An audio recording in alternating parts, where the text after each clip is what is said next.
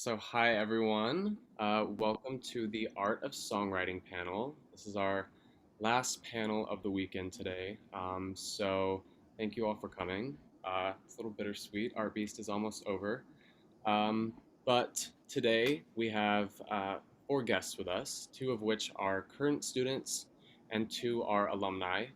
But all four of them are songwriters and are here to kind of talk about their process, and we're going to get to know each of them a little bit better. Um, but I am Caden Thomas. I am a junior musical theater major with a minor arts and entertainment, and I will be one of your hosts today. The other is Brendan. If you want to introduce yourself. Hi, my name is Brendan Smoxel. I'm also a junior and I'm an AIM major. And yeah, I'm just here to guide some questions and I'm really excited to hear your guys' answers. Yeah. Just a few little housekeeping rules. If you are watching, just make sure to keep your microphone off if you are not, talking or asking a question, just so we can save from the interference while people are talking. But if there are no questions, let's go ahead and get started with the questions. So, first off, we want to ask each of you, when did you start writing and what inspired you to start writing?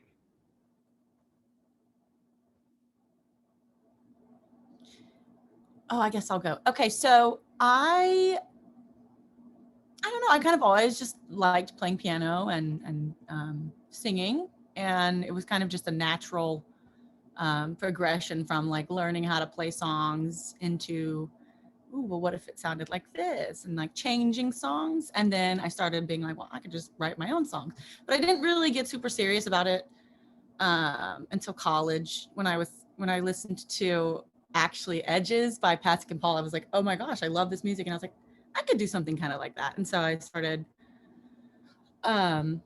writing more seriously then, and now I just do it for fun, and yeah, that's how I started, at least. Yeah. Naomi? Sorry, I didn't realize my microphone was still on mute. First of all, thank you so much, Caden, for doing this and for having us today. I just wanted to thank ArtBeast again and Todd for doing this. I think it's amazing. And this is my fourth ArtBeast since the first one that I was performing in, the very first ever ArtBeast. So good stuff there. So I actually always tried to write songs, to answer the first part of this two-part question here. I used to write stuff and think it was terrible and just had no confidence. And I just used to crumple everything up and throw it out. And I did that for many, many years. I think I started more like when I was 8 years old, and I always played piano. I always kind of dreamed of being one of these, pop singer songwriters. And but it was very much a fantasy. And so I used to try to do it like very privately. And then I definitely set it aside when I was in high school because I got really serious about theater and choir, and I just was all invested in that, all in on all those things. And it was actually not until 2000, I want to say 2015 when I first moved to New York. And I met a really awesome girl who I was working with at the time, and she was a songwriter. And she kind of helped me to write my first song. She showed me how she does it, what's her process. And but she gave me some really good advice, which is to just whatever comes to you, just let it come to you and write it on the paper and stop judging yourself. Don't let these, words stop you from writing what's coming into your brain and coming from your heart. Because if you judge the art before it's even out, like you're not making anything in the end. So you want to make sure that you just write and don't think about it, and just, turn off those voices in your head. So what inspired me to start, I can't really say it was a particular person. I think it was more just listening to songs and wanting to create something as beautiful as what I was hearing. Used to listen to a lot of like Simon and Garfunkel. My parents are I don't want to date them or anything, but they have a lot of great records. And I used to listen to Simon and Garfunkel and Bob Dylan and the Byrds and Joni Mitchell, and then also lots of country music, Martina McBride and Kenny Chesney, and just all those very amazing people. I just love the way they write beautiful songs, and I always wanted to try doing that. So finally took the big leap in 2018 and took it seriously then, and really started to stop judging myself and really began the writing process. Awesome. John, you want to go next? Yeah. I kind of have an experience similar to Rosie. I didn't get into it until late in the game. I grew up playing piano and singing and performing and all that good stuff.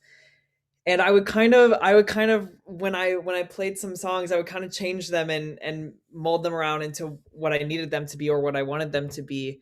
Or if I music directed a cabaret that we were doing, I'd rearrange the song in a way to make it cohesive with the next and yada yada to kind of make this overall arc for whatever songs were in the project.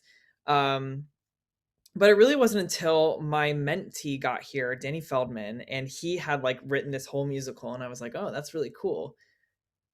Maybe I could do that. Maybe I could do that. Never really thought about it before, and then all of a sudden here I am. So I kind of just fell into it, and I'm still kind of new to it, and I'm learning, but I think it was just kind of a mixture of things. Definitely coming to college, I wouldn't have fallen into it, I don't think, if I didn't come to Rider. But it was just kind of this perfect storm of events to kind of put me where I am today. So yeah.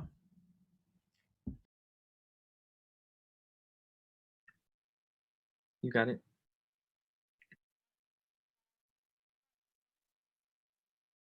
I don't know if everyone can hear Eddie. How about now? Does that work? There I am. Okay. He's fancy. Hi, everybody.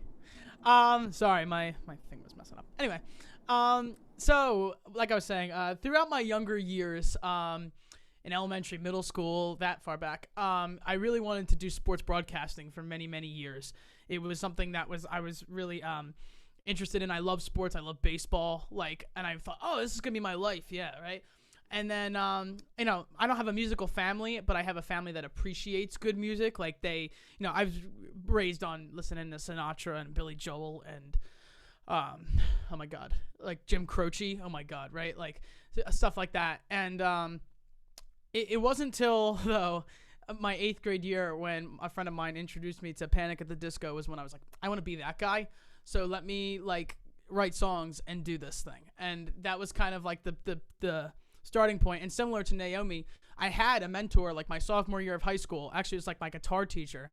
I said to him one day, I was like, listen, I knew he wrote songs. I was like, can you just show me how to write stuff? I don't know, just a good starting point. And he gave me his techniques and would help me write bass lines and all that stuff. And then from there it kind of built. And now it's to a point where, I work with all different people, but I mean, it actually blows my mind and even makes me shocked that I can come up with stuff very quickly. And I'm like, how? I don't know. But I like to think it's because of the amazing people that have helped me along the way. So yeah, I would say though, yeah, the starting point for me was that moment where I saw Panic at the Disco. I was like, I want to be that guy. And then I was like, yeah, band, music, live show, love it. And then that was my thing, but yeah. Awesome. So kind of going off of your inspiration, is there, not just from when you started, but at this point, is there any one person or one writer who inspires you the most, whether it's your number one of all time or just lately? Oh, okay. So I have my top 3 musical theater, which are, composer lyricists, but Stephen Schwartz, Alan Menken, and then Ahrens and Flaherty. How do you say it? Flaherty? Whatever. Seussical and Anastasia and all that. Pop music, I just listen to the weirdest amalgamation of music because I have 6 sisters and everybody has different music tastes. So Kings of Leon, Red Hot Chili Peppers, but then also like Jack Johnson and like John Mayer. And then like, I mean, all of those people I feel like inspire me. And so for me also, I get inspired to write by singers, like listening to singers that I just really appreciate and love. Um, like Judy Garland or, you know, you know, Broadway divas. Like I'm like, oh my gosh, I just want to write for this voice. So yeah, that's pretty much, I mean, it's hard for me to pick, but those people are the ones that I like idolize. And then, and yeah, I find inspiration from singers and musicians and kind of everything, to be honest. So I don't know if that makes any sense, but yeah, yeah.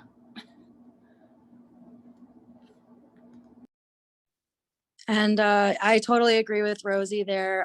There's so much out there. It's an absolute abyss of things to get inspired by. There's so many, just because we're like kind of focused on the one genre that we write, like maybe Rosie writes a little more musical theater genre, maybe more like singer-songwriter. I write a little bit more folk and country Americana, but it doesn't mean that like another artist like Biggie Smalls doesn't inspire me. You know what I mean? Like I love hearing incredible songwriting. Like just a lyric might pop out to me and I'll be like, that's brilliant. But as far as like one writer who inspires me a lot right now, there is a great girl, Emily Scott Robinson. She's an up and coming, I think she sounds a lot like Miranda Lambert. But her recent album Traveling Mercies really stood out to me. It's won a bunch of like recognition and awards. I think she inspires me. I think Brandy Carlisle inspires me. I have a lot of people that I really love their music, and I wish and aspire to write like them. And I think a lot of them are more the unknowns because I'm meeting these people and I'm interacting with these people in real life, and just wanting to get, to know how they've gotten to their level, and just kind of like, not that we're on a different level or hierarchies or anything, but just the level of command with words. One other girl that inspires me a lot is Anna Tivel. Her name is spelled Tivel. That's her last name, but she's an unbelievable, I feel like she's a Bob Dylan of our time in female form. And I think with writing, we're all different and we're all unique, and our writing can be kind of inspired by other people, but in the end, like we want to still make it our own. And yeah, it's a long list for me too, just like Rosie for sure.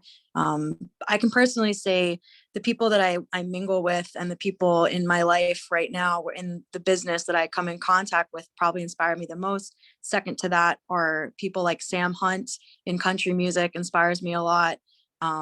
Anybody like Casey Musgraves really inspires me. I look to those people. Joy Williams is a big one for me. Joy Williams was the other half of the Civil Wars, if you guys know that band.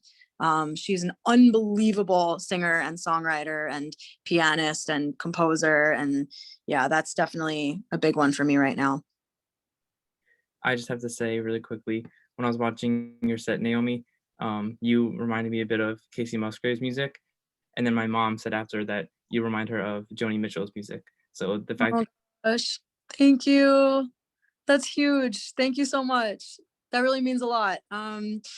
Yeah, my goal with my songwriting, and I don't know if we really started off talking about this yet, but I'm sure we all have our genres, and my main style and genre here of singing songwriting is more folk, country, Americana, indie folk, singing songwriting. So I just find it great that people can find some joy, because that's my goal here. Is I want to write songs that people can feel really like it sends them, and something that brings you happiness. And I want you to be in the mountains like I was when I wrote the song, kind of situation. So I'm really happy to hear that. Thank you so much. Thank your mom for me. It's a huge compliment. John, you ready? Yeah. Yeah, it's a little different, I think, because I solely write musical theater score. But all my friends know this. My number one guy is Stephen Sondheim, and everyone knows it to be true. I am literally oh God, he just inspires me so much just because of his brilliance, like his mind and the way he connects words to music, I think, is what gets me thinking and what sends me into this zone of writing.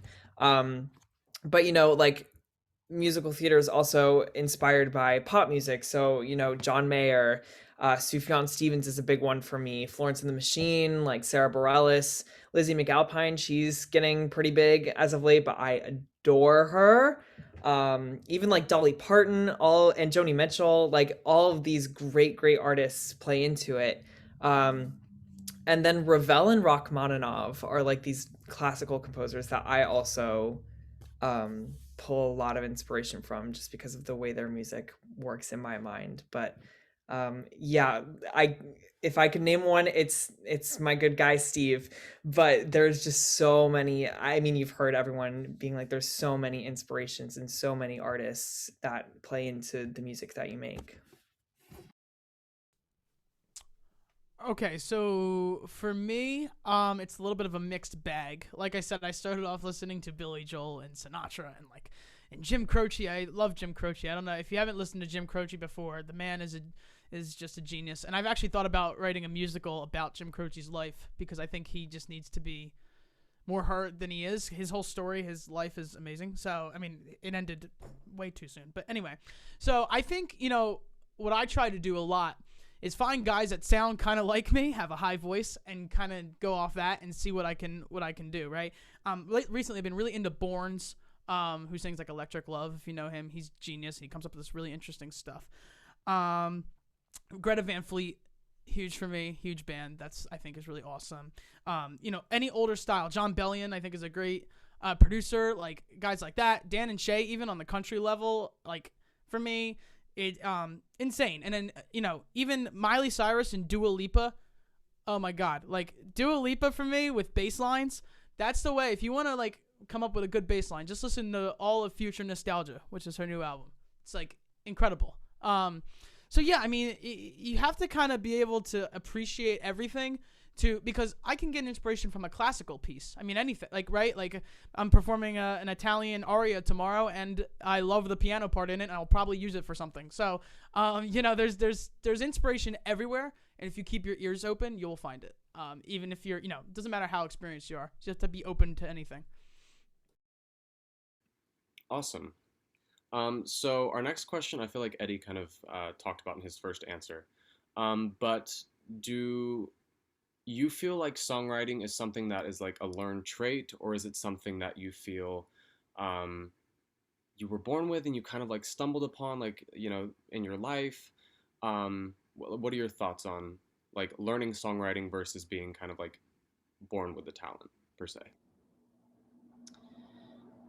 Well, I think, like anything, it's a little bit of both. I think that there is an instinct sort of to writing what would be considered traditional sounding music. So do I think you have to be born with something? No, because I think that the great thing about music is that it can be anything. So anybody, if you write songs, you're a songwriter, you know. But there are definitely some like certain things that are either like chord progressions or rhyme schemes or certain kind of cadences that tend to give music kind of that familiar sound that so many people gravitate towards, which I think can be learned. And it's something I like to think about, because so often I'm like, am I just writing this to make other people like it, or am I writing it for myself? So it kind of comes down to what kind of music you're talking about. If you want to talk about like traditional pop music, like obviously there's going to be certain things that make it sound like that. So yeah, those things can be learned. I think there is a natural, some people are born more, they want to be involved with music more than others. You know, some people really are fine just listening to music. And some people really, I think are born with more of a sense of I need to be involved. And so I think, yeah, a combination of both is my answer.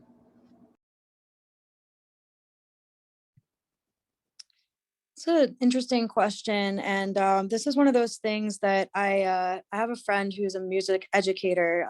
She's actually an opera singer more now. She went to Westminster Choir College, so she's one of us, but she was more on the classical side. And she believes that everyone can sing. Everyone on this planet can sing, and you can teach anyone to do it. Breathe properly. You can teach people to, find notes. You can teach people to do it all. Because I think we're a type of animal that can learn very quickly, and I think we shouldn't limit ourselves. It's kind of it's a hard question for me to answer, because I think if you really love something, it's worth doing it anyway. Whether it's something that you're doing because you're naturally born with it, or like you're born with a pencil in your hand writing a song from the womb, like I wasn't. I only started writing in a way that I felt I was okay, now I can write songs 4 years ago. Maybe I didn't start songwriting in college. Like I didn't start really delving into this until I just really was fed up with judging myself. I honestly think holding yourself back is the biggest thing. You can't do that. You just have to keep going for it, what you want, and don't listen to what other people are saying around you, because you're not going to start out writing a good song. Your first song's not going to be a good one. Like I can tell you that. That's insane. And that doesn't even happen to the greats, It takes a lot of songs. It takes a lot of just going for it, and not, like I said from the beginning, judging yourself, and just let it come out on the paper, see how you like it, work with it after it's out on the paper, or out on if it's your iPhone. I write songs, like, I don't know if you guys saw the Taylor Swift documentary or whatever, and she's like writing by putting all these notes in her iPhone. She just writes note after note and voice memo after voice memo. And, I do that too. More often than not, I'm just really a fast typer, so I'll quickly type it into my notes. So I guess I don't know how to answer this question. And I feel like you can do whatever you want if you put your mind to it. And if you want to do it, it makes you happy. Just do what makes you happy. Oh, how do I follow that brilliant answer? No, exactly what Naomi said. And, I still don't think I have a natural knack for it. I'm really learning my way through it. So I think you can learn how to do this. I don't think it's necessarily something you have to be born with. Some people, however, are just like born with this connection to music where you feel it in a different way than some people. But either way, you can still do it, you can approach it from I'm an actor as well. So in acting, there's kind of two ways I look at a role. Either one, I just connect to it really naturally, and then off I go from there, or I have to approach it from a more technical standpoint. And the same goes for songwriting. Like sometimes it just flows out of you, and then sometimes you got to put the math behind it and put the technique into it. At least that's what I do. And it depends on the genre as well. But like Naomi said, if you put your mind to it, I really think you can do anything. It's just about kind of how you find your way into it, I think. I'd like to culminate all the answers together because they're brilliant, and I don't think I can come up with anything new. So, to bounce really off of Rosie's answer, though, I think it is a combination of both, right? Like, you can be born with it, and you can learn it, right? Like, some people just have a natural thing. I know, you see kids on the internet writing songs and producing at 8 years old. It's like, what? I wish I could do that. But yeah, I mean, it really comes down to your intention too, right? Like, why do you want to do it? I think Rosie said too, like, sometimes you just want to make music for you, or do you want to make it for you? Do you want to make it for somebody else? Like, for me personally, I always like to make it. I always think to myself, like, what do I want to listen to right now? Right? Like, what do I, as a listener, commercial listener, want to listen to right now? And I know we'll probably talk about this when it comes to like, technique and whatever, but like one thing I always do, I just have to throw out there, is whenever I do a song, obviously I still live at home, I have my little studio in my parents' house here, but I'll have them come in, they're not musicians, and listen to whatever I'm doing, because they have a commercial ear and they can hear just from they'll give you straight up, like, they don't care, you know, what the progression is. They just want to know it's good, and, you know, it'll be good for other people. And that's kind of what it comes down to. It's your intention. And I think at the end of the day, like, you know, and then like Naomi said, anybody can sing. I believe in that too. I'm a true believer that you can teach anyone to sing. Now, whether it's like they sing like Celine Dion or like just they can carry a tune, I think everybody can get there at some point. But yeah, same thing with songwriting. You know, I think songwriting is very based off of poetry. So if you're into English, if you're into writing, it could work for you. So, you know, either way, I think anybody can do it if they really put their mind to it. But So actually, your answer there kind of leads into the next question, about your process, and if you have a typical process where you start with lyrics, melody, production, any kind of order. If not, then you don't. But yeah. I don't have a process. I just feel like I get lucky. Like, I'll play at the piano and I'll be like, wow, that was good. I liked that. And then I'll like sing something, or like, it just definitely always feels like it was an accident. Now I have a writing partner who he typically writes lyrics, and he helps arrange some of my songs, but we write together. And what he does is he'll send me kind of his lyrics and the kind of the cadence that they're going to be in, and how they might like kind of scan. And then I just have to find my way in. Like, once you get your way in, whether, I know Jason Robert Brown talks about, he likes to title his songs, know what the like title is going to be. And I do that too. You have to find your way in. So like, sometimes that might be one lyric that you're like, wow, that definitely has to go da da da da, or whatever, you know, like it has a certain tune that just seems like it was always supposed to be that way. So yeah, that's kind of a long-winded way of saying I have to have a way in. Usually, if I'm writing for theater, it comes from, what is this person saying? What's the entire point of the song? When it comes to writing music for myself, usually that comes from an emotion. I tend to kind of be emotional at the piano and just have my little moment, my pity party or whatever.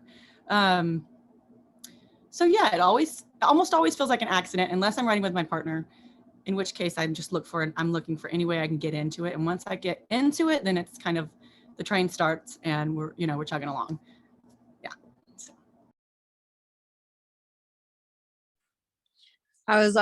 I love to hear what Rosie's saying there. It's so interesting, because she has like a partner that she works with in songwriting, and then she's doing like theater songwriting, writing for like musicals. And then she's also doing singing and songwriting that's more like on the raw emotional side. So, and like, there's so many different things you can do with songwriting, right? Like it's another abyss, as I like to say, with art. Any kind of art has its own abyss that you can get yourself into, and it's never ending. You just feel like you're constantly like discovering new things and doing new things. But I think it all boils down, whenever you're writing a song, whether it's for commercial use, for other people, like we say, writing for other people or writing for yourself. Like, I think it's really important to just kind of let it flow organically. And that's how I write. I do have a bit of a process. I can't say I title my songs. I tend to, when something I feel like is good that comes to me, it tends to come in the middle of the night, out of the blue, or completely randomly. And I'm trying to actually, what I'm working on right now personally is tapping into that creativity of my mind when it does get to that point where a song does come to me, because I feel like I'm in a certain headspace when that happens, and I'm trying to figure that out. So it's always a journey. But what I've noticed in the last 4 years of writing songs is, very often I hear something in my brain that sounds good, or that's some kind of word or phrase that I feel like is something. And even if it isn't, I write it down. And once I start to write it down and I start to hear, or I just try to like be open to what's coming to me, and try to like open my heart to what's happening outside of myself. Because in a lot of ways, it does feel like it's out of your control. At least for me, I don't know, it comes to me and I'm like, oh, this is happening right now. And I have to just sit and like write. And usually it's a melody that comes to me first with words. So it's a combo. It's not just like words, or like I don't just sit at the guitar and like play something and then like, oh, that sounds good. Usually it's the melody and then the words as well, coming at once. And I'll start to organically turn that into, what am I trying to say? Like, Naomi, what are you trying to say? Like, what is the story you're trying to tell? And if you notice, like, a lot of it is my life in Arizona. That's what I'm writing right now. And it's always a process, and that's, I know, going to change over time. But everyone's different, and that's something I've learned in songwriting, is that we all have our different ways of writing. There is no one right way to do it. So hearing what we have to say today, what Rosie or I or John or Eddie has to say today, like, don't be like, oh, well, they write it that way, so maybe that's what I should do. Like, don't do that. Definitely do what makes sense for you, and do what process seems to work for you that gets you writing, because that's the goal anyway, is that you want to keep writing and write as much as you possibly can. So yeah, I guess my process is just to try being open to that voice and whatever's in here. And once it's out on paper, I try to just focus on it and get as much finished as I can. Sometimes I can't finish either. Sometimes it's like I'll do a half of a song and I leave it, and maybe I'll never come back to it. I want to tell one more thing. I'm sorry I'm talking a lot, but I recently did this amazing panel with Margaret Atwood. She's the writer of the book The Handmaid's Tale, and she said she has a series of unfinished drafts in a drawer. She just has a bunch of drafts that she just shoves in that drawer. And I feel this so much the same about my notes app in my iPhone. I have so many unfinished songs just chilling there that I've not come back to or whatever, because not everything's going to be like something you want to keep doing, or it's going to be a hit, right? But write it down anyway. Yeah, I have to agree. The notes app in my phone is absolutely ridiculous and cluttered with just like one or two lines of songs.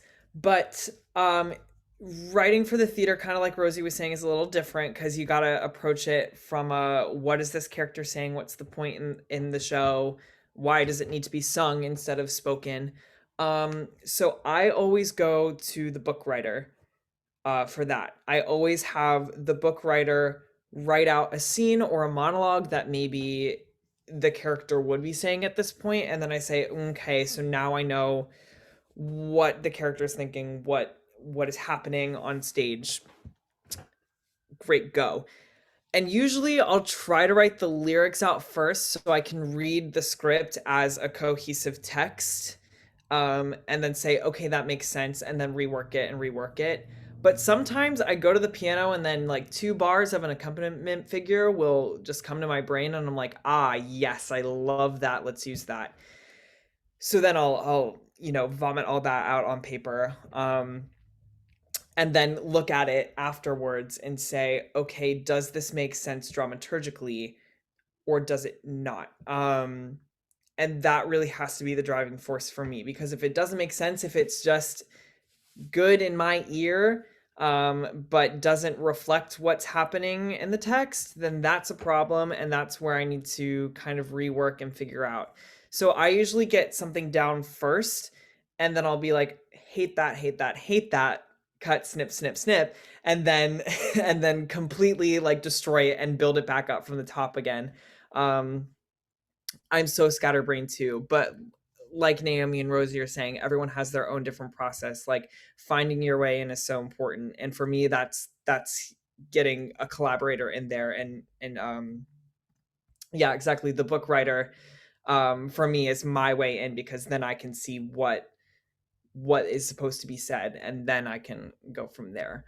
But I should preface this by saying I have no idea what I'm doing. Absolutely none. So if that gives you any gauge at where I'm at. Do any of us though? Like, do any of us really know what we're doing? No. I mean, I guess not. Yeah, we're all kind of just, hoping something sticks on the wall. But yeah, that's really all I can say. I just can't agree with that more. Yeah, I don't want to like take up any of Eddie's time here, but I just wanted to say like it could be chaos that you work in. If you work in chaos, great. If you get the work done, great. That's all that matters. Like nobody in the industry is gonna like care about that. You know what I mean? As long as you're if you care about this in a way that you want to make this part of your career going forward, like I think we're all different, and every person I can't tell you how many people in the music business that I've met and talked to about their process at this point, and everyone's totally different. Just like, again, don't judge yourselves, you know, because what we don't all know what we're doing. We're all just trying a lot of trial and error, and yeah, just keep those creative juices flowing is how I feel about that. Yeah, so I want to preface with what I said earlier about always having your senses open. Writing for me is a senses thing, you know, hearing, touch, smell. I mean, smells, even that inspires things. If I'm writing, I've written a couple Christmas songs in my day.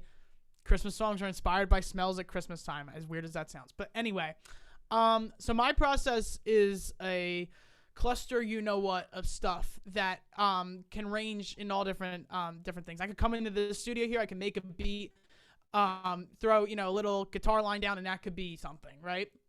7 times out of 10, what happens for me is I see something, like I said, keeping your ears open. I see like a phrase or a name of something. And like right now, I'm writing this song. I want not to give too much away, but in October, I went to a haunted event, and I saw this group of fire twirlers. Like they were twirling sticks of fire, and they were called Freaks on Fire. And I was like, this is great. So I cut the S, and now I'm writing a song called Freak on Fire, right? Boom. Easy, right? Like, you know, another example from my band, I was watching Bar Rescue, one of my favorite shows ever with John Taffer, and they were creating a cocktail called the Midnight Trip.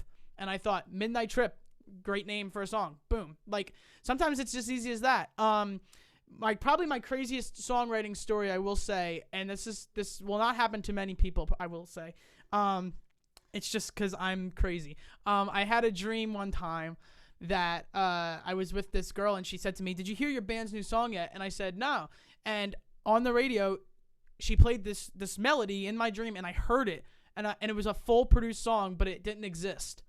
And I'm like, okay. So then she looks at me and she goes, "Now go write it." And then I woke up, and I'm like, well, what in the heck do I do now? So I ran into here, like, you know, probably in pajamas, and recorded just an a cappella section of what I could retain. And that started it, right? So there's so many methods. It can come with melody. It can come from a poem. I mean, I think I mentioned it. I love poetry. It can come from anywhere. And that's why I say the main theme of it is to keep yourself open, your senses available for everything. And it will really help you. Awesome. So the next question kind of goes hand in hand with that. With the process, what kind of like platform do you use to, you know, record the music, make the track, or if you are old school and you just, you know, do pen and paper and like piano and stuff like that, like what is your method of recording or putting a song down? So it's kind for me, what I do, and then, you know, you can do whatever you want, but what I do is I'm not hugely great at like transcribing. So I basically will just like I have Logic Pro on my computer, which comes with a pretty awesome library of instruments that you can use. I do a lot of writing like jazz type stuff and kind of big showbiz numbers. So I, with my partner, invested in this plugin that is like amazing. It's Swing and Swing More. I think it's by, oh goodness, Project Sam. Yeah. Okay. So I invested in it. It's like really freaking expensive, but it's amazing. So I used I used to just play my regular piano and, you know, write from there. But now I typically write with my MIDI. I have a keyboard that is like great, a full keyboard that I plug into my computer.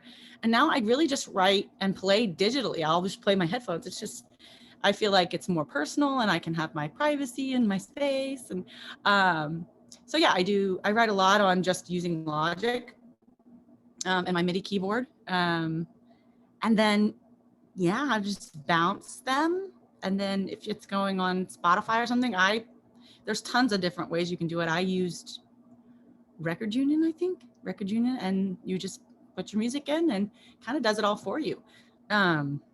So yeah, Logic with plugins. There's lots of free ones too, free plugins that you can get with Logic. And that's pretty much what I do. Yeah, those are my little applications. So I guess, are we talking about like how do we song recorded, like when we initially like write it and just want to put out a demo, or are you guys asking more like what's the process of getting it recorded and out on all platforms and like produced and all that kind of stuff? Definitely more of the like, how do you like put it down, like recording process, making the accompaniment for the song and all of that stuff. Okay, so we're talking like I just forgot. I'm sorry. I'm sorry to interrupt. I just forgot to say, like, I would say if you're interested in writing music, invest first in like some sort of like USB mic, because they're so easy to use, and some of them sound really good. And then like as you get more, advanced, you can purchase like different microphones. I have a Neumann something, but yeah, that was something I wanted to say is that if you're starting out recording, those USB mics are such a great starting off point. Okay, sorry. That's a great point, Rosie. Yeah, they're so easy to use. I got myself a Blue Yeti for something recently, but I already knew I was gonna get a little more professional microphone. It's by Ear Trumpet Labs. It's the Edwina, but it's very folk music-y. We love it in the folk world. But yeah, so my method here in the first stages. So once I've got the idea coming to my brain, I take out my phone usually and just write down whatever lyrics I have. Sometimes it's a full song. I don't know if you guys have heard any of my songs on Spotify, but the first like major song I ever wrote was Desert Girl. And that song came out of me in like 5 minutes. Like I just wrote the whole thing down, and that was a big shock. And that was the first time that ever happened. And that does happen more now, the more I've written. So I'll usually write as many lyrics as I can, or I get as much down as I can, again, with the non-judging, very organic process. Once I've written it or typed it out, I try to sing it. Along with my guitar, I try to figure out what key I'm hearing in my head, and I try to like put that out on the guitar. Once I have it out on the guitar in the right key signature, so usually I use like the capo to try to keep it simple for myself and just like figure that out first. Once it's in a key that I'm cool with, then I start to play whatever melody I have. And once that melody is out, I start to play with how I like my lyrics to sound. It's a lot of just trial and error and playing and trying to figure out what sounds like a good melody that people can sing along with. But I try not to think about what other people want as much as what I like. It's really important to love what you do. So less about like what is going to sound good to other people, what sounds good to me for this song, what sounds right, what's going to make me the happiest. And that's kind of where I start there. And but then, for example, the most recent song was the third one that I played on the Friday performance. That was the most recent song I've finished, and I went in a totally different direction at first. I wrote it about like the ocean tides, and it was like the tide rolls in and here I'm standing, and it was this whole other song.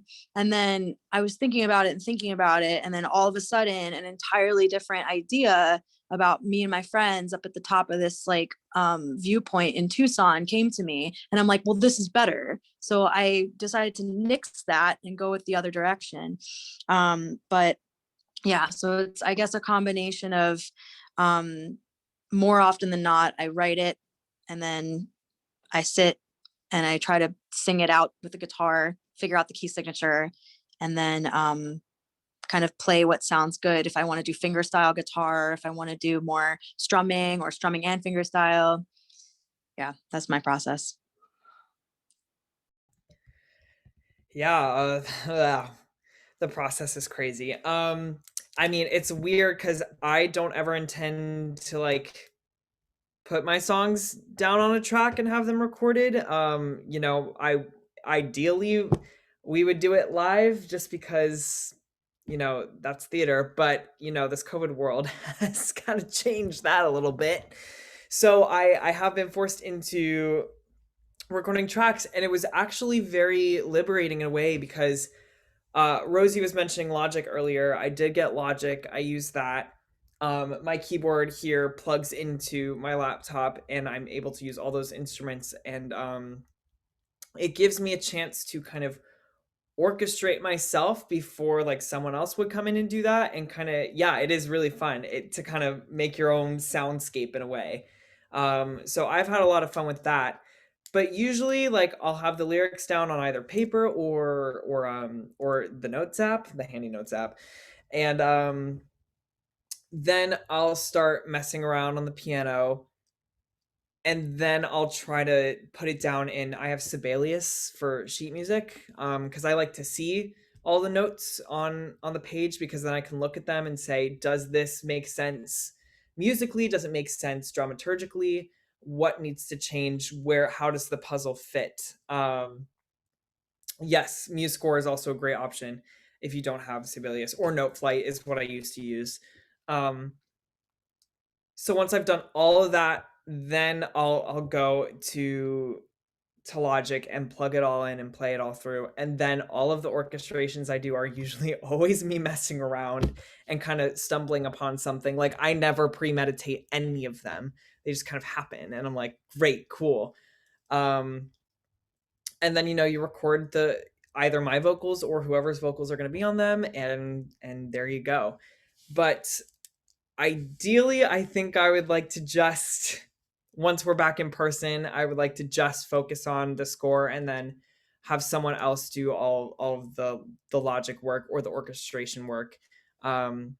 But it has been fun to get to kind of learn how that goes, because now I can hear whole soundscapes in my head, as opposed to just a piano part when I'm writing. I can envision the whole thing, which I think informs what I write melody wise, what I write in the rhythm, in the underscore, all that good stuff. So it's definitely a crazy, overwhelming, wacky process, but it's fun, I gotta say.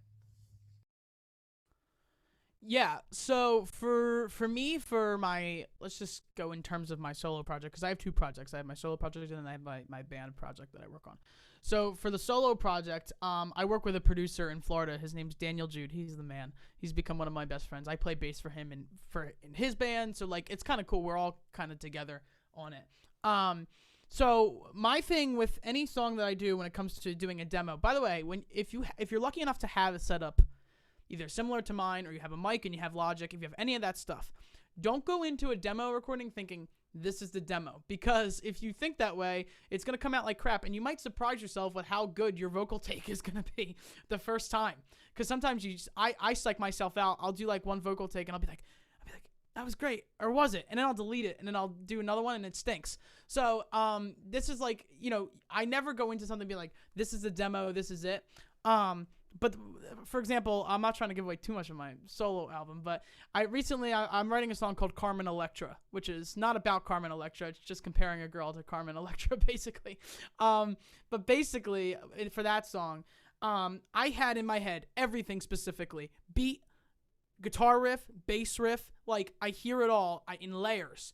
And that's partially because of the fact that I have perfect pitch, which is like, it is a disease, honestly. I don't love it, because if I hear something flat, I'm like, no, dude, come on. I get really upset.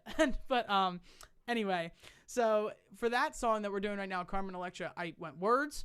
I hear all these things in my head, right? All these layers.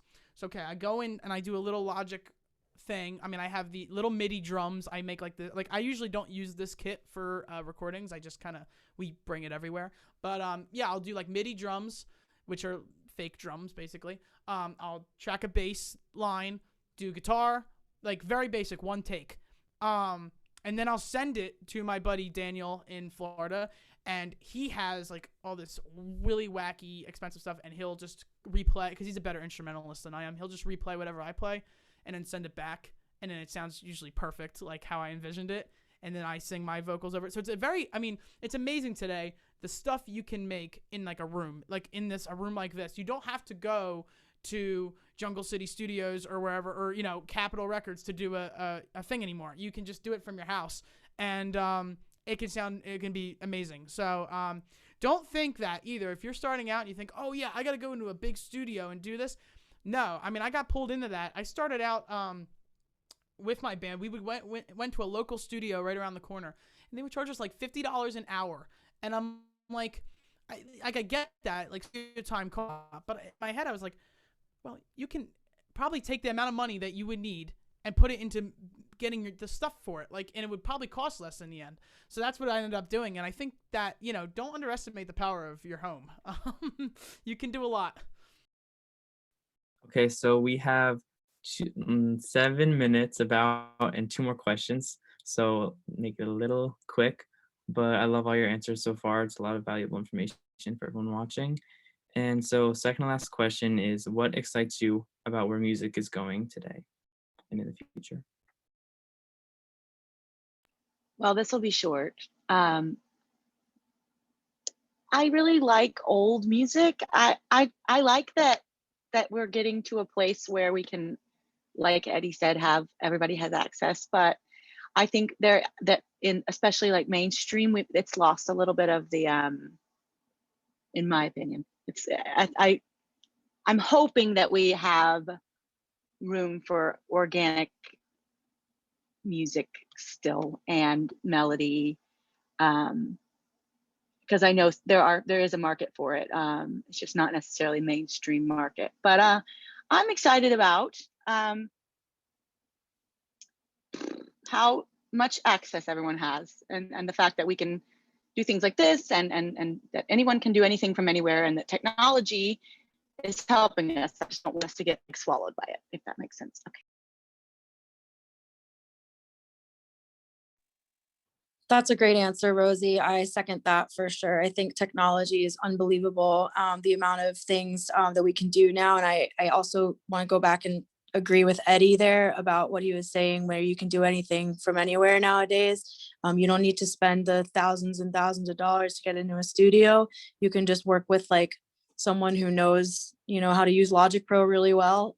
Personally, I don't. So I find people in the biz that help me out. I think the access to a lot more people and friends, if you involve yourself in the field that you want to be in, you'll find those people to connect with, and you'll start to develop like, a network. But right now, where music's going today, I think it's really awesome.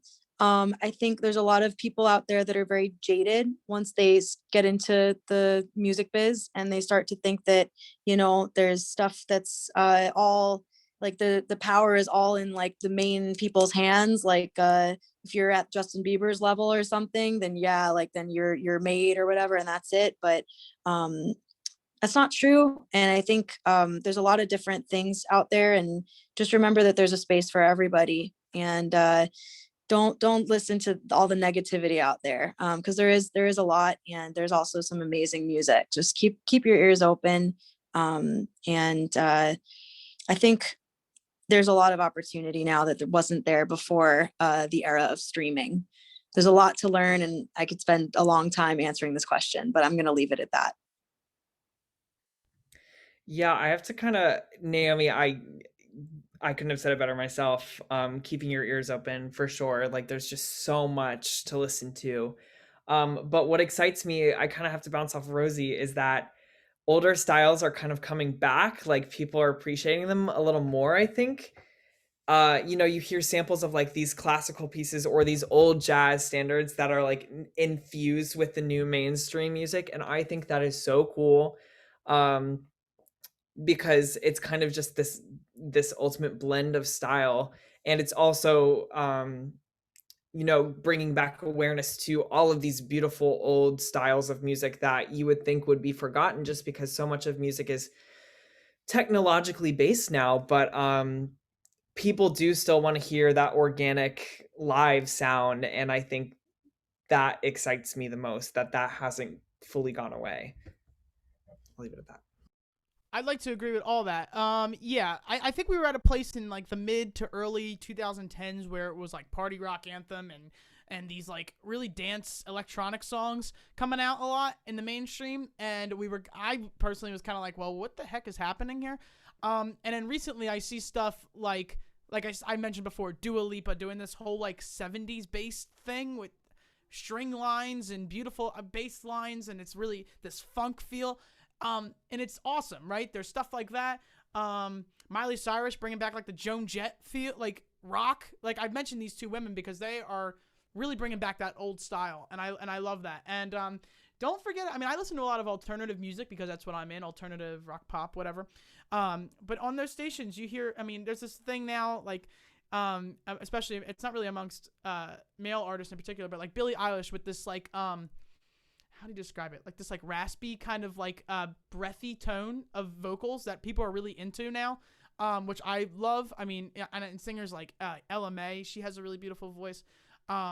There's these vocal tones now. People are listening for a certain vocal tone too now. It's like I don't know. That's, at least I am. And yeah, I'm really excited about just the future of everything with music now. Like, again, the accessibility for artists nowadays is insane. And yeah, I mean, I just think, yeah, being excited about anything. There's new things coming out. You hear guys like Foo Fighters coming out with amazing stuff now, and they've been around for 30 years, and they're still making great songs. I think they have a song called, oh my God. It's called like The Storm or something, and I forget what it's called, but it's really good. Go check out their new stuff too. I mean, it's amazing. Old artists, new artists, they're bringing it all together. Awesome. Well, all of you basically answered the last question we had, so I think we're going to wrap it up there. I think I speak for everyone when I say that I could literally sit here and listen to you guys talk about like your process and your background all day. This was so informative and really incredible just to get to know each of you and your processes a little bit better. Last but not least, we can just go around and each of you can let everyone know where to find you, where your music is, and yeah. Okay, so that's my Instagram, the Rosie Weber, and then I have a website, obviously, and my music's on everywhere you can stream, pretty much. So it's just a Christmas EP, but more to go. I put it in the chat already. My Instagram is where I am at the most. It's at Naomi_music official. But I've got my single out now. It's called Old Mountain Road. I mentioned it before. I'm very excited about that. And I'll be having another single out in July. But you can find all my stuff on my website too, just naomivernon.com. And thank you so much again for doing all of this, and just so much gratitude for ArtBeast and for Professor Dellinger, Todd, for doing this and putting this on every year. Yeah, so I don't have a lot of music out, but I'm gonna put my Instagram in the chat, and then also the show that me and my friend Spencer wrote, he/she. That's on YouTube. If you look up Rider New Works, he/she, it's there. And then I also put my TikTok songs for new in the chat, because we do like recreate all these iconic musical theater songs and everyone loves it so far. So I'll put that there too. But yeah, thanks for having this panel, and thanks for everyone who writes songs. Like, you guys are all amazing human beings, and I could not be more grateful to be on a panel with you guys. Okay, so yeah, I agree. I second, third, that, fourth, that, however many times we can repeat that. Thank you for having us. This is great, and this has been a really great time. And thanks to ArtBeast for having us. If you want to follow along with my projects, I'm in, like I said, I'm in two. You can follow with my band. We're called Nothing But a Nightmare at MBN Band on Instagram. And then my solo project is what I'm really pushing right now. So it's, my Instagram's at Eddie Tamanini, and there's like a link tree. I just put out a new EP, my first EP, called Untethered. And I guess I'll drop it now. The name of my solo album in the summer is going to be Lowly Throne. So that'll come out in August. So yeah, exciting stuff. And I hope you follow along with everybody here, because everybody's talented and has wonderful. I'm definitely going to go watch the songs for a new. I want to hear musical theater songs redone, man. That's going to be awesome. Yeah. So thanks for having us. Awesome. Thank you all.